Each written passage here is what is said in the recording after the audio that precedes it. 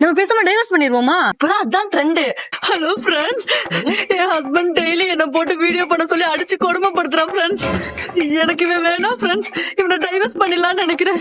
இவனை என்ன பண்ணலாம்னு சொல்லிட்டு நீங்க கமெண்ட் பண்ணுங்க ஃப்ரெண்ட்ஸ். கண்டிப்பா வீடியோ லைக் பண்ணிருங்க ஃப்ரெண்ட்ஸ்.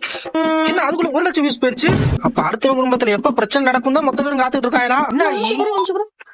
ஹலோ, யூடியூப் சேனல் இருந்தா இன்டர்வியூவா? ஆமாங்க, இப்பதான் டைவர்ஸ் பண்ணேன். நெக்ஸ்ட் வீக்கா? ஓகே, கண்டிப்பா வந்துடுறேன். ஓகேங்க.